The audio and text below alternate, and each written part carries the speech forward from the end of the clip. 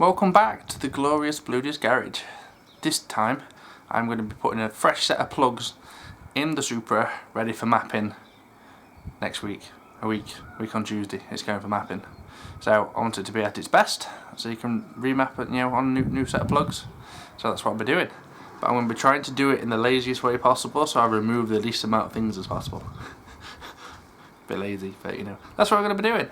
You'll be able to check out all the latest happenings with the Bluudys garage and the YouTube channel, as well as my new auto car parts shop where I'm selling JDM merch, as well as like turbo blankets and universal expansion kits and replica filters and all sorts of things. So go and check it out, bluudysgarage.com, or go direct to the shop at bluudysautoparts.com. So today I need to remove the plugs and fit some new plugs. Even though I cleaned them the other day, bought a whole new set for like a tenner, so it makes sense to do that. So I need to pull off the cover at the front.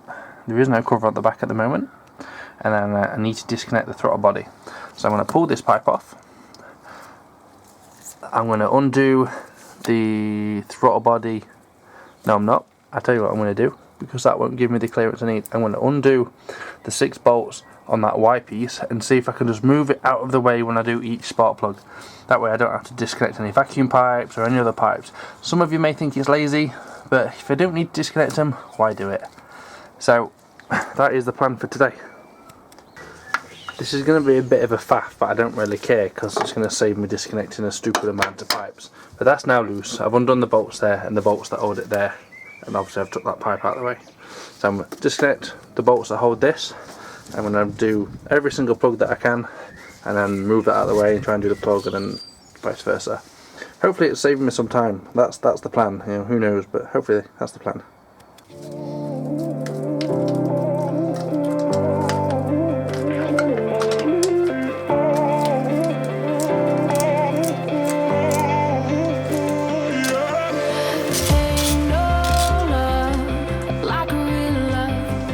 I'm missing my rubber bit in the end of my socket, so I can't pull out the spark plugs anymore.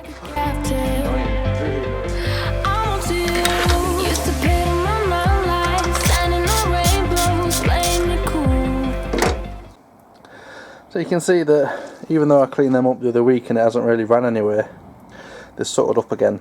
So these are going to get sorted up quite quickly, but hopefully once it's mapped up it will blow off any soot. But yes, that's quite bad, that. Can't believe the difference in them 2 plugs.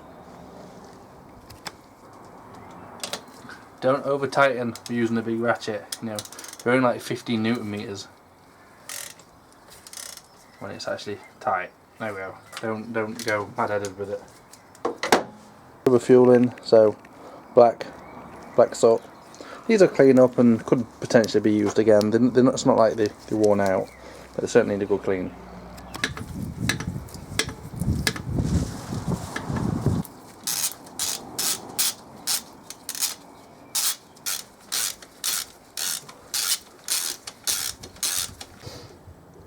So we can see all the plugs are full of soot because they've been over fueling.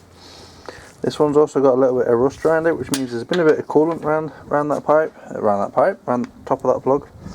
So I'm hoping there's not too much of a leak. I'm hoping it's just a spill or something when they put the pipe on, but something to keep my eye on.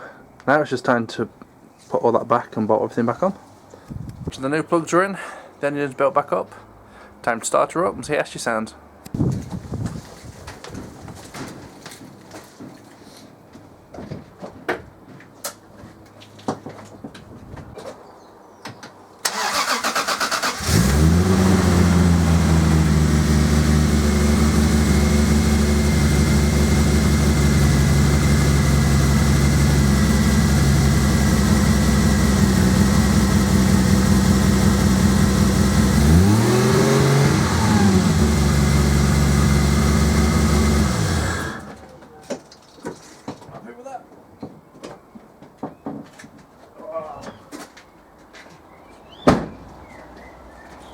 I'm happy with that. So it sounds like the timing may be slightly out, which is fine because they'll sort that out when it gets mapped. But it's running on all 6 and sounds pretty healthy, so quite happy with that. So the engine's ready for mapping. I'm not going to bother putting my engine covers back on just in case the guy needs to get to any of the plugs or wires or anything.